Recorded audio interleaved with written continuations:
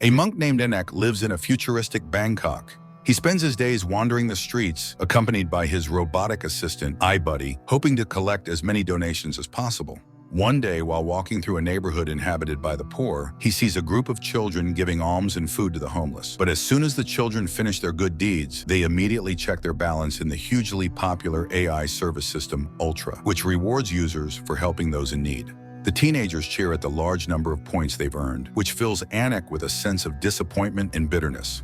Meanwhile, the news reports that it has been a year since Ultra began changing the approach to Buddhism. On this very day, an important event is taking place at the corporation's headquarters, where the system's inventor and founder, Neo, reminds everyone that, in modern times, many have turned away from religion, considering it outdated, irrelevant, or even corrupted. This, he claims, is caused by certain groups tarnishing religion and undermining people's faith. Yet Neo believes that religion is as important and necessary as ever. He offers a solution to revive faith, the Ultra program. In this system of merit-based points allows users to earn points for performing good deeds. These points can then be used for immediate rewards, such as paying utility bills, purchasing certain goods in stores, or gaining paid access to events. In short, goodness will now become tangible, and human virtue will bear fruit. Anak disapproves of this system, but he is a simple monk and cannot convey his opinion to Neo.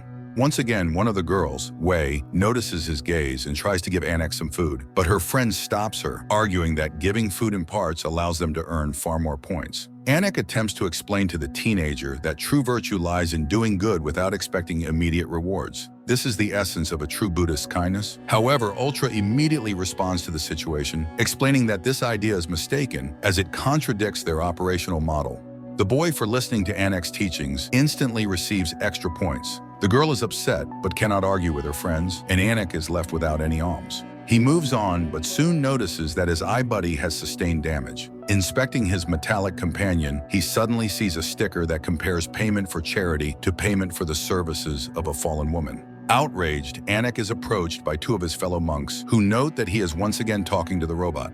One of them is angered by this, but the other sees no harm, pointing out that some people talk to animals, and no one questions that. The first monk insists that robots are just metal trash cans with no feelings, unlike cats or dogs. The second monk reminds him that Anak used to be an engineer at a major firm, which explains his affinity for machines. The monks display their daily collection, and it must be admitted that it is quite meager: a few bags of rice and flowers. Nearby, a man lying down turns on his gadget, where the news program reports that due to Ultra's popularity, people have stopped attending Buddhist sermons, leaving monks without alms. Everyone around seems ready to do good, but only for a price, thereby glorifying materialism. However, the government expresses gratitude to the Ultra project, noting that it has sparked a wave of kindness. The country now has an opportunity to move forward, and even government officials use the service. Neo is confident that the more good deeds are done, the better it will be for everyone. The monks are outraged because all this contradicts the teachings of the Buddha. Additionally, Ultra sells user data to third parties, which is illegal. Anak reminds them, however, that selling sacred items was also never taught by Buddha, and yet monasteries do it. As an example, he shows Buddha figurines that once enjoyed immense popularity because they could recite recorded sermons and teachings. Now, however, they are unwanted and gather dust on shelves. Later, Anak is cleaning the monastery courtyard and approaches his mother's grave. It has been 7 years since her death. The abbot calls out to him, reminding Anak that they are monks, but they are also human. Mourning loved ones is not a sin. He knows Anak has many questions and believes that the world is pushing them toward change. The question remains, what will they become after these changes? The abbot advises Anak to think carefully about this, while the sound of an Ultra advertisement echoes over the city.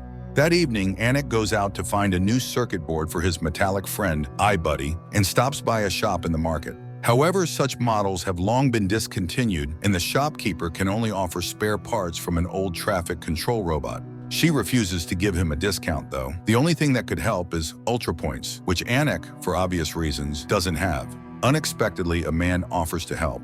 Anak recognizes him as his former colleague, Adam. After the purchase, they head to Adam's workshop, where he admits that he quit the company a year after Anak left. Adam started his own startup and once wanted to invite Anak to help with coding his new project. The man had been working on creating a simulation of brain activity for parents. He collected their memories and implanted them into a chip. The result was a plush bear capable of comforting children as effectively as their moms and dads. These toys are now flying off the shelves. However, Anik does not see this as a good idea, believing that it distances children from their parents, something that is already happening everywhere. As they talk, Adam pulls out an ultra device, gifted to him by a client, and advises the monks to adapt. Otherwise, new technologies will simply drive them out. On the other hand, he notes, Buddhism has existed for thousands of years, so it's unlikely to lose to AI. Adam doesn't like using Ultra either, so he easily hands it over to Anik, who wishes to test the device. At the temple, Anik uses Ultra and leaves a negative review of the merit system, for which he immediately receives points. The man is puzzled. It turns out that Ultra doesn't care what kind of review it receives. It just matters that it gets one. This means it cannot distinguish between good and evil.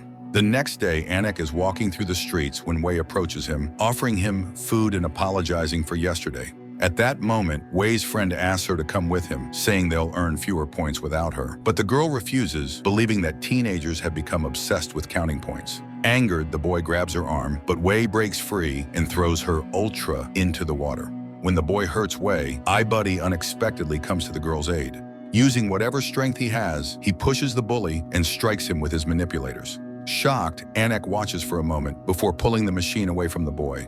Later, Adam repairs iBuddy and realizes that the robot remembered much of Anik's teachings. The attack on the boy was a precautionary measure. It used to be part of a traffic control robot. Anik immediately uses Ultra to file a complaint, and after being redirected multiple times by bots and operators, he receives a call from customer service asking him to come to their headquarters to meet Mr. Neo himself. The men travel to the Ultra office. Everything around them is made of gold, astonishing the monk. But when they exit the elevator, they suddenly find themselves in the interior of a modest house where a family couple greets them, begging Anik to show them the path to heaven. To do so, the couple offers their house and car as a donation to the temple. They fall to their knees, pleading for a chance, while a teenage boy watches everything from behind the door. Anik is visibly shaken by such intensity, but then the couple freezes. Neo enters the room, revealing that the parents were merely a hologram. Neo tells Anik and Adam the story of his life. Many years ago, this family gave everything they had to a temple to secure a better afterlife. As a result, the family accumulated massive debts. To escape them, the couple decided to take their own lives and burn their house down. By fortune or misfortune, their son survived. That son was none other than Neo. From that moment, he vowed to destroy the criminals in saffron robes. Anik tries to argue that religion itself does not teach such things. However, Neo insists that everything a person does must either be rewarded or punished in this life. Neo offers Anik and Adam a position on his team to improve the Ultra project. If necessary, he is willing to hire all the monks from Anik's temple, including the abbot, so they can help infuse Buddhism's wisdom into the AI. Let them work for salaries and bonuses rather than rely on alms. There will no longer be a need to sanctify items or misappropriate donations. Each monk will teach the Buddha's lessons as they are meant to be taught. Once Buddha, Dharma, and Sangha are integrated into Ultra, the system will become perfect. Anik leaves the headquarters without giving Neo an answer. Neo advises him to think it over and adds that if his parents had met Anik, they would have survived. At the temple, Anik tells Adam why he became a monk. Once Anik had worked as a software engineer and was severely overworked. One day he received a call informing him that his mother had leukemia. On her deathbed, his mother asked him to take monastic vows because when she was pregnant with Anik, she kept dreaming of Buddha's tooth inside her womb. So she went to a monk she respected, and he told her that the unborn child would become an important religious figure who would help Buddhism during a time of crisis. At that time, Anik gave his mother a vague promise and continued working. But when his project was shut down, his mother passed away. He decided to take his own life. The only reason Anik stopped was that he saw the abbot watching him. The abbot came to him and reminded him of Buddha's teachings, which also brought back his mother's request. Now Anik understands that many people seek hope in the world, but only another person can give it, especially those who have made mistakes. And if the world is trying to change them, it's time to use their skills and knowledge to change themselves and become a source of hope for others. From that day on, Anik begins programming something that is meant to change Buddhism. With Adam's help, Anik launches the iBuddha system, which resembles Ultra, but incorporates Buddhist teachings from abbots and monks across the country. The technology operates using brainwaves from the temple's abbot, making it feel as though he is always nearby, guiding, mentoring, and helping with life's contentious and difficult moments. Later, other mentors from across the country will join the project. This system also includes a merit-based program, but it functions as people engage in Buddhist practices. By accumulating points, they can use the application for free for the following month.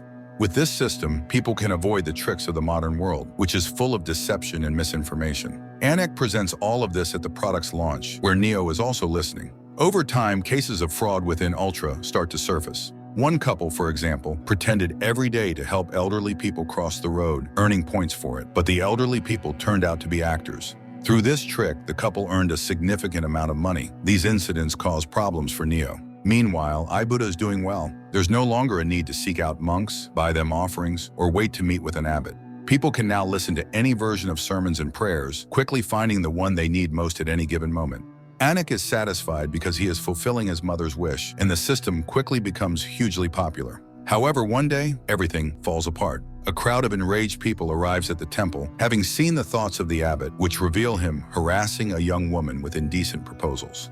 As it turns out, this was not an isolated incident. Shocked, Anik, accompanied by Adam, goes to confront the abbot. It is revealed that this happened many years ago, before he became a monk and was still going through the stages of adolescence. Adam realizes that the incident occurred because the abbot's brainwaves were used without filtering his memories. He apologizes, admitting he has let the monks down. However, the abbot considers himself solely responsible, believing that consequences always catch up. He is just a humble monk and is ready to face the crowd. The abbot steps out to meet the furious crowd, asking for forgiveness while enduring their shouts and being struck by objects. A week later, the religious council recommends suspending the Ibuda service. Sales of Ibuda plummet. Anik bids farewell to Ibuddy, renounces his role as a monk, and leaves the temple. On the street, he sees litter, picks it up, and throws it into a trash bin. Suddenly, he hears the voice of Ultra. It turns out that a boy is using it and complains that now they give far fewer points for cleaning up. Above the city, an Ultra advertisement plays, announcing that the system has been updated with Super Ultra and Ultra Pro features, ready to assist people wherever they may be. Anik puts on a cap and walks into his new life. The science fiction genre has recently been actively addressing the theme of artificial intelligence dominance. This story in particular draws attention to pressing issues of faith and religion in the modern world and serves as a reminder that while technology can make life easier, it can also behave in ways no one ever intended.